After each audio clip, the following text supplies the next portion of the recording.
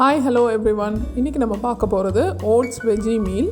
இந்த oats veggie meal வந்து ஒரு பர்ஃபெக்டான இனோவேட்டிவான டிஷ்ஷுன்னு சொல்லலாம். பிரேக்ஃபாஸ்ட், லஞ்ச் அண்ட் டின்னர் மூணுக்குமே உங்களுக்கு இது செட் ஆகும். இந்த ஒன் பாட் ரெசிபி வந்து ரொம்ப நியூட்ரிஷியஸ் ப்ளஸ் ஒரு ஹோல்சம் மீல். இது சின்ன பசங்கள்லேருந்து வயசானவங்க வரைக்கும் ப்ளஸ் வந்து டயட் பண்ணுறவங்க எல்லாருமே இந்த டிஷ்ஷை வந்து எடுத்துக்கலாம். இந்த ரொம்ப டேஸ்டி அண்ட் நியூட்ரிஷியஸ் டிஷ்ஷை வந்து எப்படி பண்ணலாம் அப்படிங்கிறத நம்ம பார்க்கலாம் வாங்க. ஃபஸ்ட்டு வந்து ஒரு கடாய் வச்சுருக்கேன். கடாயில் நம்ம ஒரு கப் ஓட்ஸ் வந்து ட்ரை ரோஸ்ட் பண்ணிக்க போகிறோம். எந்த கப்பில் வேணால் நம்ம மெஷர் பண்ணிக்கலாம். ஸோ ஒரு கப் ஓட்ஸை வந்து இன்றைக்கி நம்ம ட்ரை ரோஸ்ட் பண்ணிக்கணும். ஒரு 7 to 8 minutes நல்லா வந்து சிம்மில் கொஞ்சம் மீடியம் ஹையில் வச்சுட்டு நம்ம நல்லா ரோஸ்ட் பண்ணிக்கணும் இந்த ஓட்ஸை. நம்ம ஓட்ஸ் எடுத்துக்கிட்டோன்னா அதில் இல்லாத நியூட்ரியன்ஸே இல்லைன்னு சொல்கிற அளவுக்கு அதில் நியூட்ரியன்ஸ் வந்து கொட்டி இருக்குது.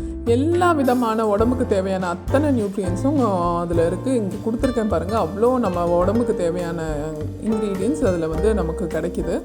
இப்போ இதை நல்ல ஒரு கோல்டன் கலராக நம்ம கொஞ்சம் நல்ல ட்ரை ரோஸ்ட் பண்ணி எடுத்துருக்கோம். இப்போது இதை வந்து நம்ம தாளிச்சிக்க போகிறோம். ஃபஸ்ட்டு ஒரு 2 teaspoons அளவு நான் ஆயில் ஆட் பண்ணியிருக்கேன். இதில் ஒரு சின்ன பட்டை, அதுக்கப்புறம் ஏலக்காய், கிராம்பு இதை மட்டும் லைட்டாக ஃப்ரை பண்ணிவிட்டு ஒரு வெங்காயம் நல்லா கட் பண்ணி ஸ்லைஸ் பண்ணி இப்போ வந்து நம்ம ஃப்ரை பண்ணிக்கலாம். இந்த வெங்காயம் ஃப்ரை ஆகிற அளவுக்கு ஒரு 2-3 minutes கழிச்சுட்டு அதுக்கப்புறமா தக்காளி, அப்புறமா க்ரீன் சில்லிஸ் இது ரெண்டுமே நம்ம இப்போ ஆட் பண்ணிக்கிறோம். தக்காளி, க்ரீன் சில்லி கொஞ்சம் நல்லா வதங்கட்டும் இந்த வெங்காயத்தோடு சேர்ந்து. இந்த ஸ்டேஜில் இஞ்சி பூண்டு பேஸ்ட் இருந்தால் நீங்கள் ஆட் பண்ணிக்கலாம். நான் ஆக்சுவலி மிஸ் பண்ணிட்டேன், அதனால் நான் கடைசியில் ஆட் பண்ணிக்கிறேன். இப்போ இது நல்லா வதங்கினதுக்கப்புறமா கொஞ்சம் மஞ்சத்தூள், அதுக்கப்புறமா 1 teaspoon அளவுக்கு மிளகாய்த்தூள். நம்ம ஆல்ரெடி க்ரீன் சில்லியும் ஆட் பண்ணியிருக்கோம், ஸோ காரம் பார்த்துக்கோங்க. ஸோ அதையும் வதக்கிட்டு நம்ம வெஜ்ஜீஸ் ஆட் பண்ணிக்கலாம். ஒரு கப் அளவுக்கு கேரட், ஒரு கப் அளவுக்கு பீன்ஸ், இதையும் இது கூட ஒரு 1/2 cup அளவுக்கு பச்சை பட்டாணியும் ஆட் பண்ணியிருக்கேன். இதையும் இந்த வெங்காயம் தக்காளியோட நல்லா மிக்ஸ் பண்ணி விட்டுடலாம். நல்லா ஒரு சாட்டே பண்ணிக்கலாம். இதை ஒரு 4 to 5 minutes நல்லா சாட்டே ஆகட்டும். இது வெஜ்ஜீஸ் வந்து ஆல்மோஸ்ட் ஒரு 1/2 அளவுக்கு குக்காக இருக்கும் இந்த நேரத்துக்கு நம்ம சாட்டே பண்ணுற அளவுக்கு. இதில் ஒரு 1 cup அளவுக்கு நம்ம தண்ணி ஆட் பண்ணிக்க போகிறோம். தண்ணி வந்து ஜஸ்ட்டு வெஜிடபிள்ஸை குக் பண்ணுற அளவுக்கு தான் நமக்கு வந்து தண்ணி ஆட் பண்ணணும். ரொம்ப தண்ணியாக இருந்துச்சுன்னா வந்து இந்த மீல் வந்து ரொம்ப சொதன்னு ஆகிடும். ஸோ ஒரு 1 cup அளவுக்கு கரெக்டாக இருக்கும் நம்ம வெஜ்ஜீஸை குக் பண்ணுறதுக்கு. ஸோ இப்போ கொஞ்சம் மூடி வச்சுட்டு நம்ம குக் பண்ணிவிட்டு இதை நம்ம ஓப்பன் பண்ணி பார்த்து கொஞ்சம் இடையாக மிக்ஸ் பண்ணி விட்டு நம்ம இதை குக் பண்ணணும் கவர் பண்ணி. இதுக்கு தேவையான அளவு சால்ட், நம்ம ஓட்ஸ் ப்ளஸ் இந்த வெஜிடபிள்ஸ்க்கு எவ்வளோ சால்ட் தேவையோ அந்தளவு சால்ட் ஆட் பண்ணியிருக்கேன். நான் இந்த இஞ்சி பூண்டு பேஸ்ட் ஆக்சுவலி வெங்காயம் வதக்குனப்பவே ஆட் பண்ணியிருக்கலாம், அதனால் நீங்கள் அந்த டைமில் ஆட் பண்ணிக்கோங்க. அதையும் ஆட் பண்ணி நான் மிக்ஸ் பண்ணி விட்டுறேன்.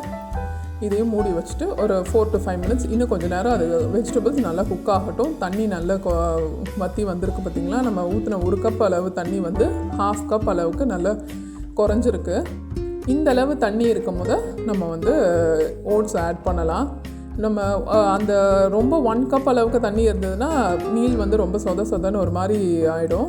ஸோ ஒரு 1/2 cup ஜஸ்ட் அந்த ஓட்ஸ் எல்லாம் வேகிற அளவுக்கு லைட்டாக இருந்தாலே போதும்.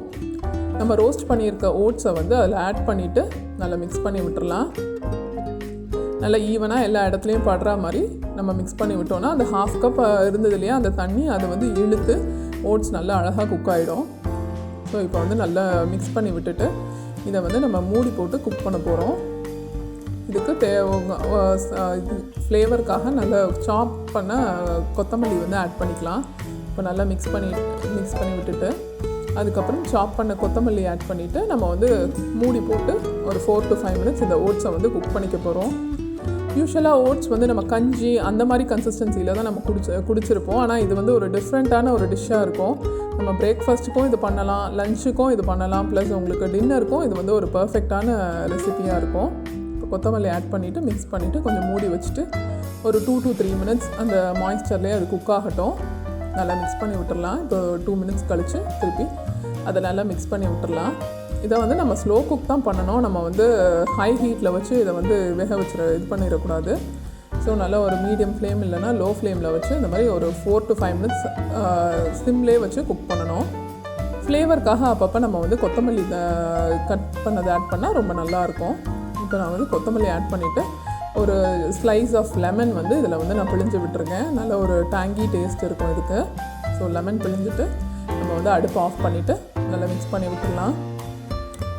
மிக்ஸ் பண்ணி இதை ஒரு மூடி போட்டு ஒரு 2 to 3 minutes வச்சதுக்கப்புறமா நம்ம வந்து இதை சர்வ் பண்ணிடலாம். இதை வந்து நம்ம ரைத்தாவோட சர்வ் பண்ணால் ரொம்ப நல்லாயிருக்கும். ஆனியன் ரைத்தா இல்லைன்னா குக்கும்பர் ரைத்தா, கர்ட் இதோட சர்வ் பண்ணால் ரொம்ப சூப்பராக இருக்கும். நான் இன்றைக்கி வந்து குக்கும்பர் ரைத்தாவோட இன்றைக்கி சர்வ் பண்ணியிருக்கேன். ரொம்ப டேஸ்டியான 1 pot wholesome meal oats veggie meal இப்போ ரெடி ஆகிடுச்சு. இந்த டிஷ் உங்களுக்குலாம் கண்டிப்பாக பிடிச்சிருக்கோன்னு நினைக்கிறேன். பிடிச்சிருந்ததுன்னா லைக் பண்ணுங்கள், ஷேர் பண்ணுங்கள், கமெண்ட் பண்ணுங்கள். என்னோடய சேனலுக்கு சப்ஸ்கிரைப் பண்ணிவிட்டு பக்கத்தில் இருக்க பெல் பட்டனையும் கிளிக் பண்ணிக்கோங்க. தேங்க்யூ.